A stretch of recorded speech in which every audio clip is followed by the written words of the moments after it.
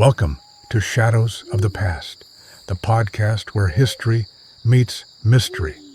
I'm your host, Peter, and today we're traveling back to the year 1612, to a remote corner of Lancashire in England. This is the story of the Pendle witch trials, a tale of fear, betrayal, and tragedy that has haunted the shadow of Pendle Hill for centuries. Imagine a world steeped in superstition, where the line between medicine and magic was razor thin, and a simple accusation could lead to your death.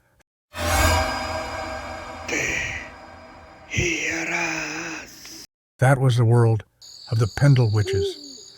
Settle in as we unravel the dark events that led to one of England's most infamous witch trials. It began, as these stories often do, with something small, a misunderstanding, a curse, and a ripple that turned into a wave.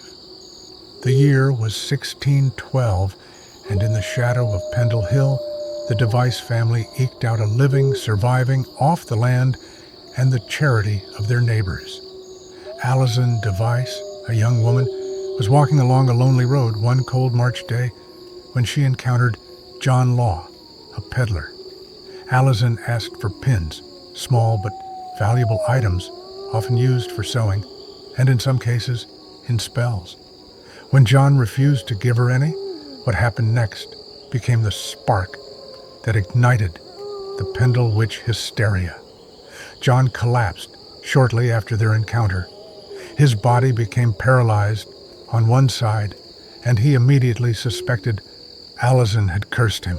Terrified, he accused her of witchcraft. Alison, just as terrified, admitted to it. She confessed to cursing John Law, and with that one confession, the wheels of the Pendle witch trials were set in motion. But the story didn't end with Alison. Under interrogation by the local magistrate, Roger Nowell, Alison made another shocking revelation. She accused her grandmother, Elizabeth Southerns, known locally as Old Demdike, of being a witch. Old Demdike was infamous in the area as a cunning woman, someone who practiced folk magic and herbal healing. Many sought her out for remedies, but in an age of superstition, such skills were easily twisted into evidence of devilry. Not content with implicating her own family, Alison also accused their longtime rivals, the Chattox family.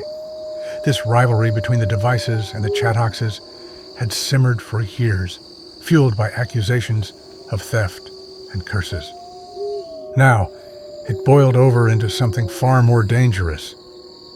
By the time the investigations were complete, more than a dozen people stood accused of witchcraft, and the most damning evidence came from a child. Janet Device, just 9 years old, testified against her own family. Picture this: a crowded courtroom, the air thick with fear and tension.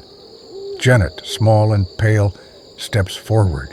Her voice, innocent and steady, accuses her mother, her brother, and her grandmother of summoning spirits and casting spells. Her testimony shocked everyone. But in an age when children were seen as pure and incorruptible, her words carried enormous weight. It didn't matter that Janet might have been coached, or that her accusations could have been born from fear or manipulation. Her testimony sealed the fate of her family. The trial culminated in a series of grim verdicts. Of the 12 accused, 10 were found guilty and sentenced to death. Among them were Alison Device, her mother Elizabeth, her brother James, and their rivals, Old Chattox, and her daughter Anne Redfern. On a gray August day in 1612, they were led to the gallows near Lancaster. One by one, they were hanged. Their bodies swayed in the wind as the crowd looked on, some cheering, others perhaps wondering if justice had truly been served. 10 lives snuffed out, not because of magic, but because of fear, rivalry, and the dangerous power of accusation. Today, Pendle Hill remains a place of mystery. Visitors speak of strange winds, flickering lights, and an unshakable sense of unease. But the real legacy of the Pendle witches isn't in ghost stories. It's a lesson, a reminder of how easily fear can consume us, turning neighbor against neighbor, family against family. The Pendle witch trials may be centuries behind us, but their echoes remain. What would we do today if faced with similar fears?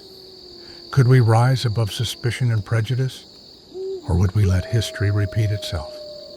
Thank you for joining me on this journey into the shadows of the past. If you enjoyed this episode, don't forget to subscribe, leave a review, and share it with someone who loves a good, chilling tale. Until next time, stay curious and stay cautious.